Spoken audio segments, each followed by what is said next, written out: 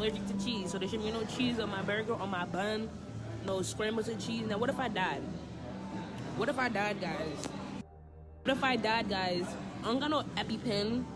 I would have just died because they don't know how to follow the instructions. I knew something was wrong. I knew something was wrong. I didn't know what, but I knew something was wrong. And they told me that my daughter, that she was stabbed. Did they say by who? No, I don't know yet. She's a very uplifted young lady. They just need to turn themselves in. I'm lost. I'm hurt. I'm numb. I'm angry. And I want justice for my baby and my grandbaby.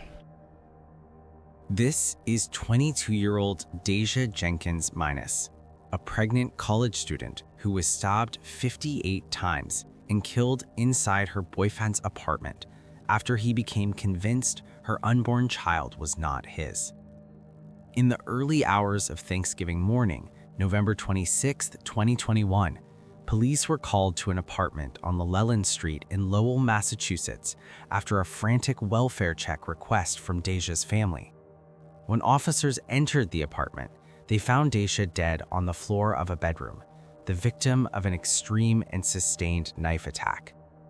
Just hours earlier, Deja had been planning to return to her parents' home with her 2-month-old daughter to celebrate the holiday, unaware that a confrontation fueled by jealousy, accusation, and control was about to turn fatal. But to understand how things ended up the way they did, we have to go back to the very beginning. This is the life and death of Deja Jenkins Minus. Deja Jenkins Minus was born on February 15, 1999, into a family that valued closeness, structure, and education. She was the eldest child of Lamont Jenkins and Latoya R. Minus, and from the beginning, her role in the family carried a quiet sense of responsibility. As the firstborn, she was often described as attentive and protective, someone who naturally stepped into leadership without being asked. Her bond with her mother, Latoya, was especially strong. That foundation shaped how Deja moved through the world as she grew older. She wasn't reckless or detached. She was thoughtful, grounded, and future-oriented even as a teenager. Those traits followed her into school, where she began carving out her own identity beyond home. Deja attended high school in Massachusetts, where she quickly became known as a student who took her education seriously. She wasn't the loudest voice in the room, but she was consistent. After graduating high school, Deja enrolled at Merrimack College, where she became a proud Merrimack warrior. College marked a turning point for Deja, not just academically, but personally. It was the first time she was fully shaping her future on her own terms. She pursued a degree in social work, drawn to a field that aligned with her values and her desire to support people in vulnerable situations. But college wasn't just about work for Deja. It was also where she expanded her world. She wasn't chasing attention or validation. She was building something quietly, step by step.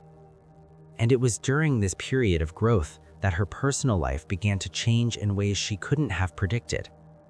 Not long after starting college, Deja met Leonard D. Robinson, a man who would quickly become a central figure in her life. Leonard was a few years older than her and went by the stage name Pole Body D. Rose. He was an aspiring rapper in the Boston music scene, confident, expressive, and outwardly charismatic. At first, their connection felt natural. He was attentive and engaging, and Deja was drawn to his ambition and creativity. What began as a romance soon deepened into something more serious. At that stage, there were no obvious signs of instability. From the outside, the relationship appeared affectionate and mutual. They spent time together, appeared supportive of one another, and shared moments on social media that reflected closeness and pride. Friends and family saw a young couple building something together, navigating adulthood side by side. And for Deja, the relationship seemed to align with her vision of the future. She wasn't looking for chaos. She wanted partnership. She wanted a life that felt shared, where effort and care flowed both ways. For a time, that's what the relationship appeared to offer. But relationships don't unfold in isolation. As Deja's life continued moving forward, another major shift entered the picture, one that would change every dynamic around her. Deja became pregnant. At first, the news was met with excitement on her end. She embraced the pregnancy openly, sharing updates and photos, documenting milestones, and expressing anticipation for motherhood. Her family rallied around her, offering support and reassurance. To them, Deja was stepping into a new chapter, one that would test her strength, but also highlight the compassion and responsibility she had always carried. Motherhood didn't feel like an interruption to Deja's plans. She viewed it as an extension of who she already was. But while Deja leaned into this new role, Leonard's response began to shift. As the pregnancy progressed, subtle changes emerged. Leonard grew more distant and guarded. His enthusiasm didn't match Deja's, and his behavior became harder to read. People close to the couple noticed tension that hadn't been there before. Conversations felt strained, interactions grew unpredictable. Still, nothing outwardly explosive had happened yet. And then, on September 20th, 2021, Deja gave birth to her daughter, Delaney. The arrival of Delaney should have been a moment that grounded everything. For Deja, it was. She poured herself into motherhood, expressing deep love and devotion to her baby. Her social media reflected joy, pride, and hope. She spoke about building a life for her daughter, about being present and protective in the ways she knew best. But almost immediately after Delaney's birth, the relationship with Leonard entered a more troubling phase. Leonard began publicly questioning the baby's paternity. Instead of handling those concerns privately, he took them online. He posted messages expressing doubt about whether Delaney was his child, suggesting infidelity without offering proof. He demanded a DNA test, framing his suspicion in a way that invited public scrutiny. The tone of his posts unsettled people who saw them, not because questions about paternity are unheard of, but because of how openly and aggressively he chose to raise them. And that public doubt marked a turning point. Deja did not stay silent. She responded online, defending herself and addressing the accusations directly. Her responses suggested frustration, hurt, and a refusal to be misrepresented. What had once been a private relationship was now unfolding before an audience, adding pressure to an already fragile situation. Still, despite that tension, Deja continued to focus on her daughter. She leaned on her family. She tried to maintain normalcy. She did not disengage from life or isolate herself. If anything, she became more anchored to the people she trusted most. But the conflict with Leonard did not resolve itself. Behind the scenes, the relationship was becoming increasingly strained. Leonard's jealousy and mistrust created an atmosphere of instability. His behavior online hinted at deeper insecurities that he did not appear equipped to manage. And while Deja was adjusting to motherhood, college responsibilities, and adulthood all at once, the emotional weight of the relationship began to take its toll. Still, from the outside, the situation hadn't reached a clear breaking point.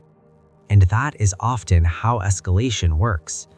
As Thanksgiving approached in November 2021, Deja made plans to spend the holiday with her family.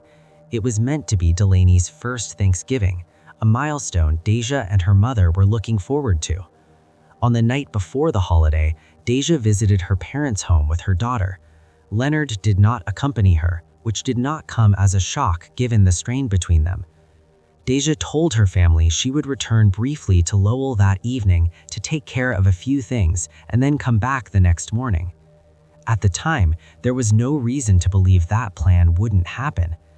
But beneath that routine decision, unresolved tension was still simmering. The relationship between Deja and Leonard had reached a point where trust was fragile and communication was strained. Public accusations, emotional distance, and unresolved conflict had reshaped what once seemed stable.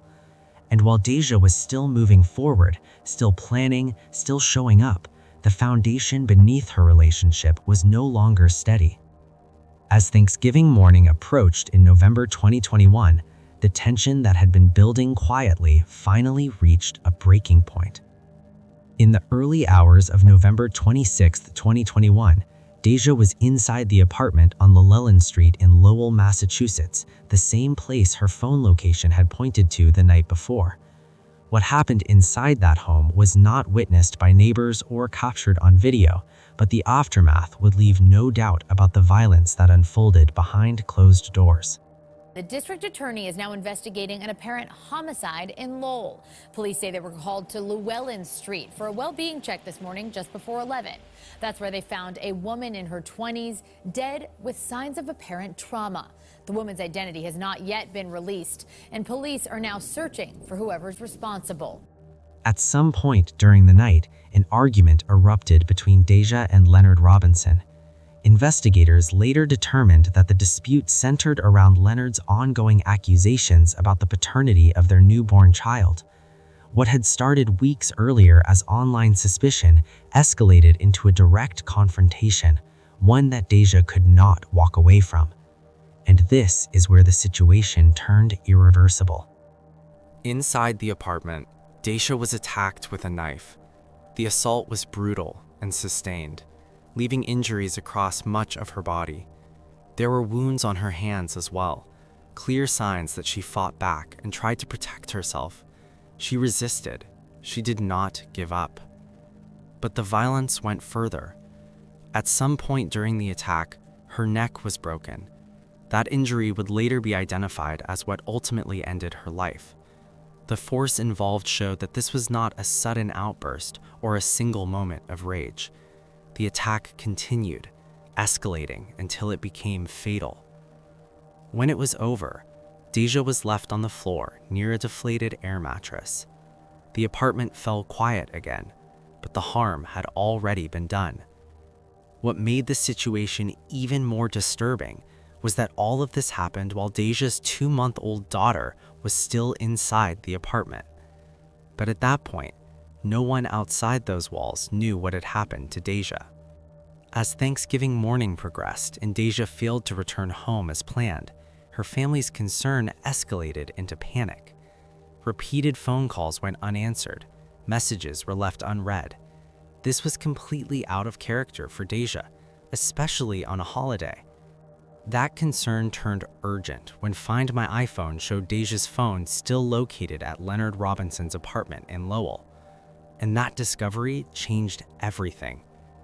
Latoya Minus drove to the apartment herself.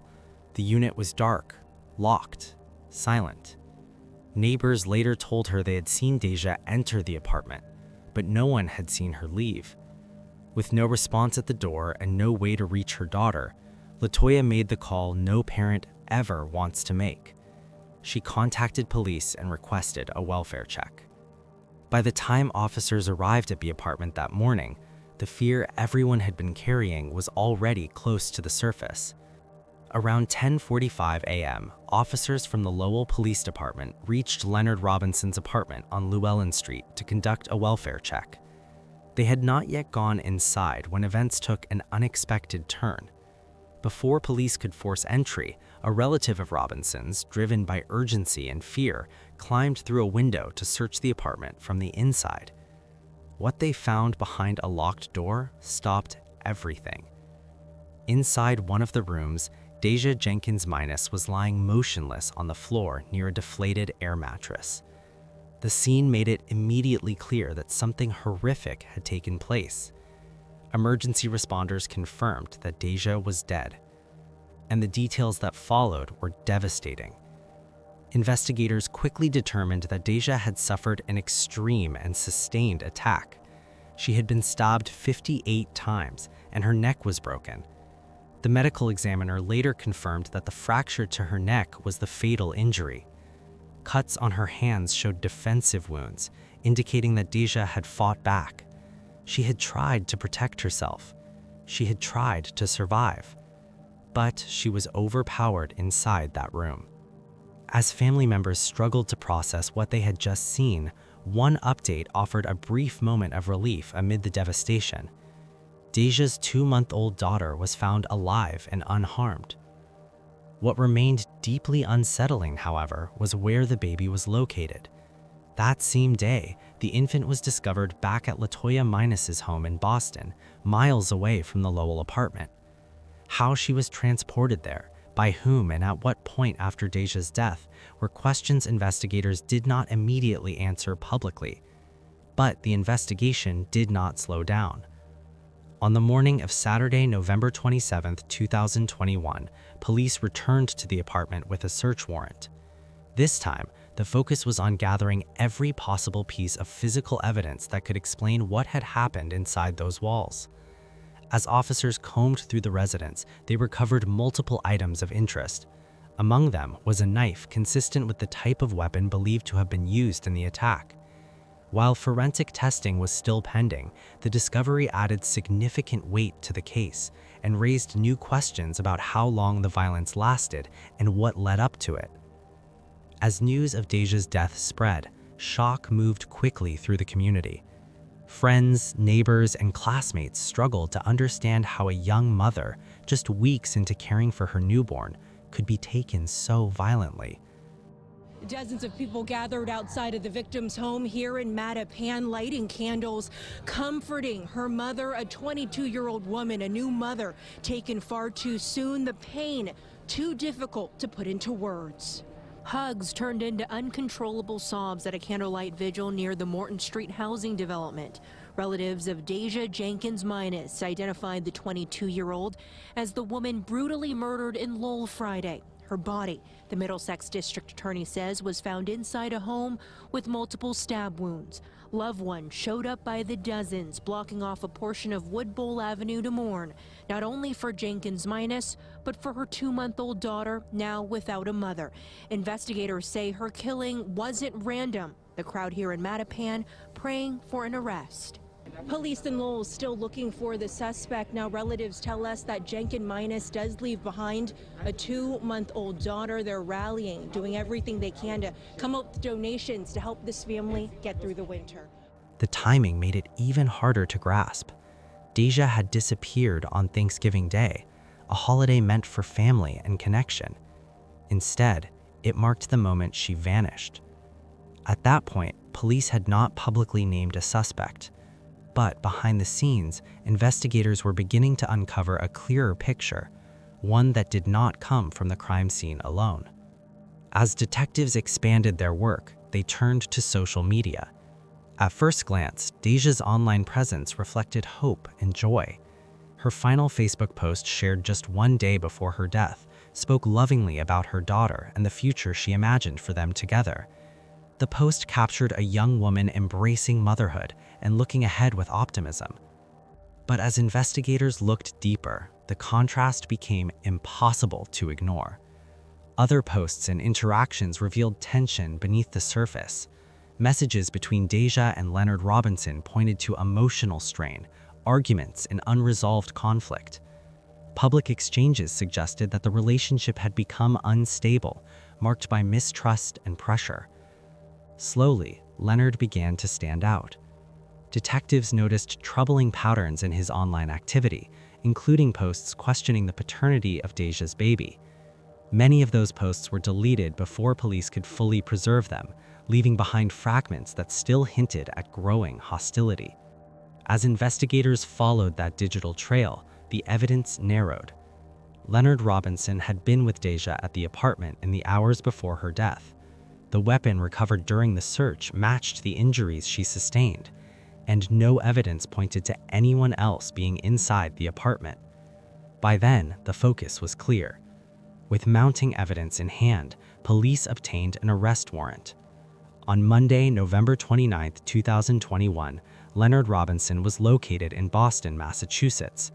He had left Lowell after Deja's death, but his attempt to distance himself from the scene did not last. Officers arrested him without resistance. He was charged with the murder of Deja Jenkins Minus. The following day, Tuesday, November 30th, 2021, Leonard was arraigned in Lowell District Court.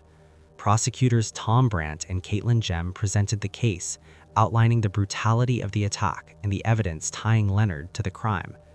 Susie Marshall, the victim witness advocate, stood alongside Deja's family as they filled the courtroom. Leonard entered a plea of not guilty. The judge ordered him held without bail. 22-year-old Leonard Robinson stood before a judge inside Lowell District Court Tuesday morning to face the charge of murder for the death of 22-year-old Deja Jenkins Minus. What we have in this situation, Your Honor, is that Deja is found in the house that he was living in alone, in his bedroom, which was locked when any witness or the police came to that location. Prosecutors say the body of Jenkins Minus, the mother of a 2-month-old baby girl from Boston, was found Friday morning in this Lowell home off Llewellyn Street. Her death ruled a homicide by multiple sharp force injuries. Investigators believe she was killed by Robinson the day before on Thanksgiving. What the medical examiner's office noted was that Deja's neck was fractured, that she had over 58 stab wounds to her body by a sharp object. Robinson was described by prosecutors as an on-again, off-again boyfriend of Jenkins Minus. He was arrested in Boston. Further investigation revealed that there had been social media posts by the defendant questioning whether he was the father of the child, questioning whether he should have a DNA test, and also stating that he was mad at Deja, and I would suggest providing motive. Deja's mother, Latoya Minus, was in court Tuesday. It was her request for a well-being check that led to police confirming her worst fear. Her mother then and other family members then stayed up all night on Thanksgiving, looking to see if they could monitor the phone, Deja's phone, as to where it might possibly be located. Robinson was held without bail. A probable cause hearing was scheduled for December 30th. But the court process was only beginning. In the weeks that followed, the case moved into its next legal phase. A probable cause hearing was scheduled for December 30th, 2021, a step meant to determine whether enough evidence existed for the case to proceed to a higher court. Prosecutors continued reviewing physical evidence, digital records, and witness accounts as they prepared for what would come next. Multiple agencies remained involved in the investigation, including the Middlesex District Attorney's Office, Massachusetts State Police detectives, the State Police Violent Fugitive Apprehension Section, the State Police Gang Unit, and both the Lowell and Boston Police Departments. The scope of that involvement reflected the seriousness of the case and the complexity surrounding the events of Thanksgiving Day. Even with a suspect in custody, the loss felt no less heavy. Deja was remembered as a loving daughter, a devoted mother, and a young woman whose life had barely begun to take shape. Her family mourned not only her death, but the future she never had the chance to live. Moments with her child, milestones she would never reach, and a life cut short far too early. In the weeks after her death, the community gathered to honor her memory. A candlelight vigil was held in her name, where loved ones spoke about her warmth, her ambition, and her deep devotion to her baby. Deja's mother, Latoya Minus, stood before the crowd, carrying grief that words could not fully express. Today, Latoya has taken on the responsibility of raising Deja's daughter. She cannot replace what was lost, but she carries her daughter's legacy forward through the child Deja loved most. As of now, there have been no publicly released updates regarding a trial date, plea change, conviction, or sentencing in the case. Court proceedings beyond the early hearings have not been detailed in public records or major reporting, and prosecutors have not released further statements explaining the timeline moving forward. And that silence lingers, because until the legal process reaches its conclusion, Deja's case remains a painful reminder of how quickly unresolved conflict can escalate and how critical it is to recognize warning signs before harm becomes irreversible. What do you think about it? Let us know what you think in the comments below. And if you found this story intriguing, please like, share, and don't forget to subscribe for more stories like this.